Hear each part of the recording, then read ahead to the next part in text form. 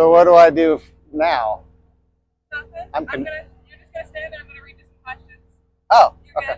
good. Okay. Is any of this scripted? No. Did I tell you what to say? No, I don't think so. Okay. Because people say that in the comments that this is scripted, but we don't run through.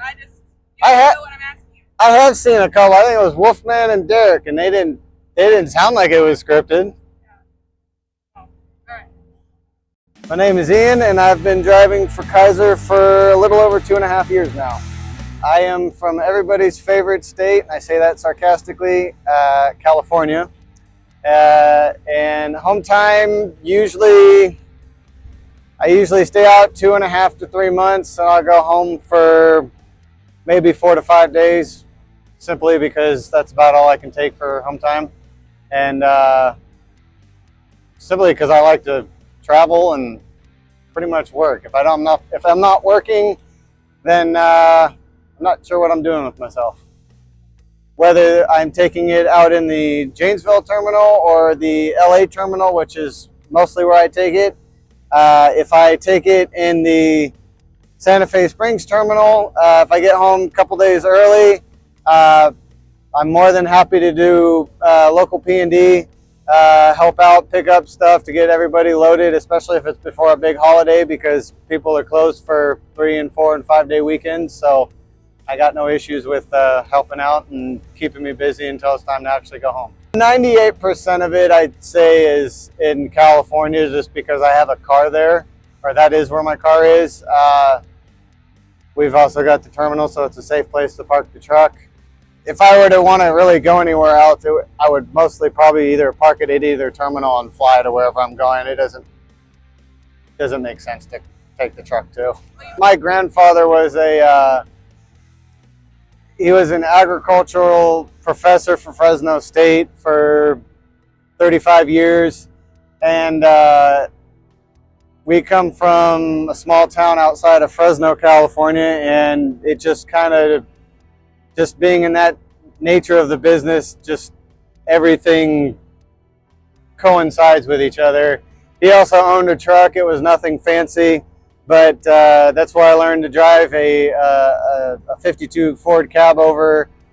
I think I was 13 when he taught me how to drive it. It just, like I said, being around it pretty much my whole life, it just comes naturally. When your grandparents were the teachers of a good majority of the sheriffs and policemen and everybody in the town, you can get away with a lot of stuff. Are you happy with the amount of miles you make? Oh yes. I'm always one to keep a tight schedule, always make sure that I'm at my appointments. If there's an appointment time, a crane appointment, anything like that, I'm always making sure that I'm on time, because if I'm late, then that's pretty much costing us money, because now the crane people are waiting and they might end up taking off because they got other places they got to be too. And I'm always on. I've always pretty much been a go type of person, so as many miles as I can fit in the week, I will get as many as I can. Honestly, no. The only time I really sit around, and it's really not for very long, it might be, as our dispatcher Mark would say, go and get some breakfast, which means go find somewhere, a truck stop somewhere to park for a little bit, go get some breakfast while he tries to find some fill freight for whatever kind of space that you got available for the trailer for pieces that you dropped off. Say for instance, I'm going to Salt Lake City for my first drop, so pretty much the top deck is going to be open, and hard to say if he's going to have anything for me to pick up out there, but we'll find out. Well, one is I like the challenge. And I say I like the challenge because we are not a cookie cutter company where we just do full loads of lumber or full loads of steel or full loads of anything pretty much. It's very rare that you will get one of those loads, but it'll be, you're in kind of one of our very outside zones where we can't find anything that's worthwhile, so we end up getting a load of lumber or something. But to my point is that I grew up working for a Depression era baby who was my grandfather, and everything that he did on the ranch when I worked for him couldn't have been the most difficult task known to man, and we had the tools available to make it not difficult. And so that's just kind of came to me just to tackle the challenge. And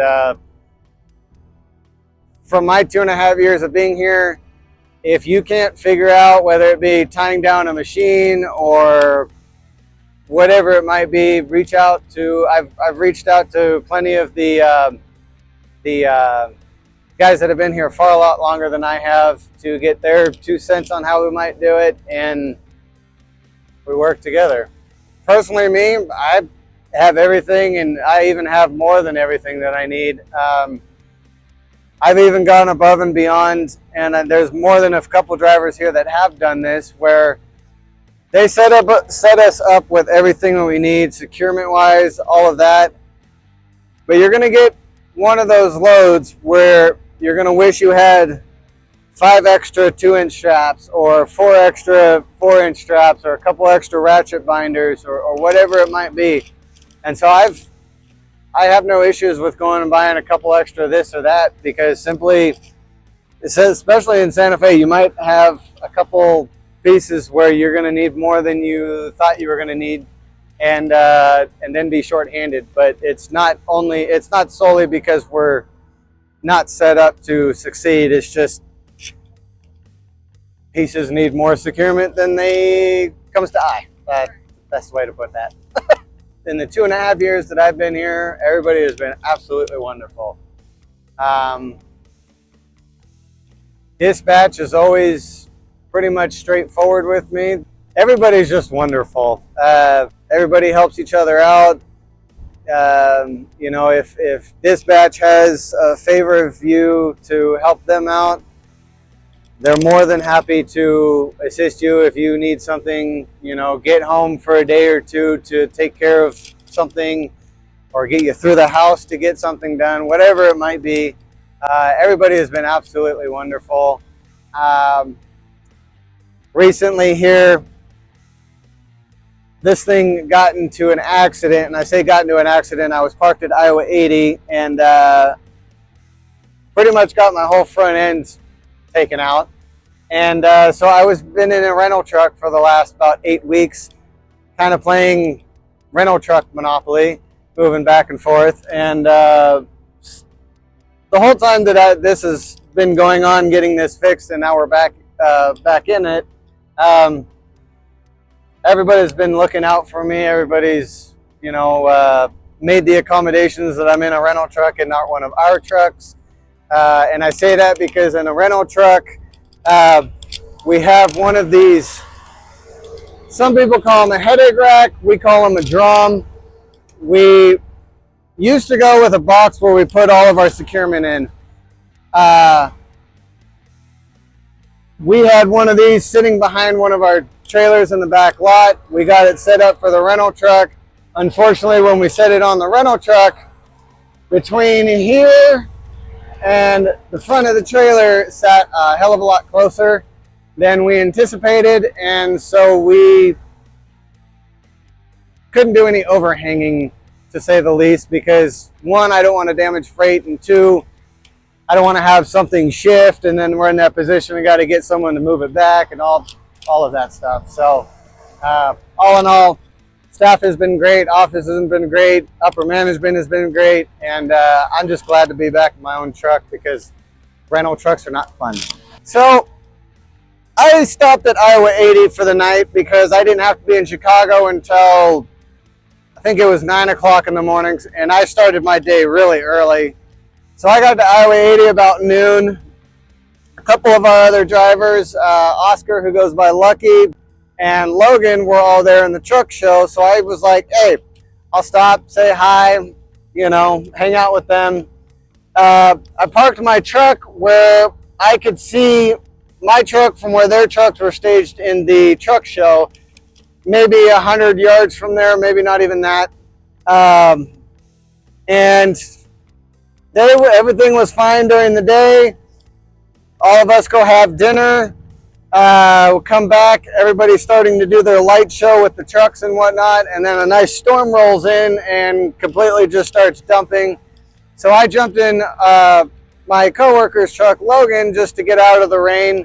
And as I'm sitting in the passenger seat, just kind of looking around, I see something going on over by pretty much the front end of my truck. Well, Logan's CB at the time didn't work, but we heard chatter from the driver next to us that somebody's truck got hit.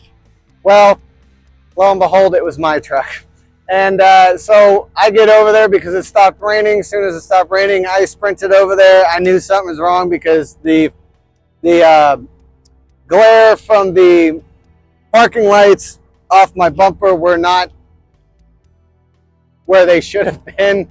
And I ran back, grabbed my phone, ran back, caught the guy who had did it. He was not trying to give up his license and registration and insurance and all that, trying to take off. Pretty much did a hit and run because he tried parking in 2 other spots before I caught him. And he was trying to put his truck into drive as I'm standing on the steps trying to get the information from him, like trying to be reasonable, but also very upset at the same time because my truck just got hit. And Oscar, who goes by Lucky, jumped off the steps, went between his truck and trailer, popped the airline, and Logan reached up and grabbed his keys and basically held him there until the police and state troopers showed up. And they pretty much handled it from there. They were going back and forth on whether they should arrest him because he did a hit and run. And if it wasn't for those guys being there, I'm not sure how that situation honestly would have played out. So I want to give a big shout out to those guys because I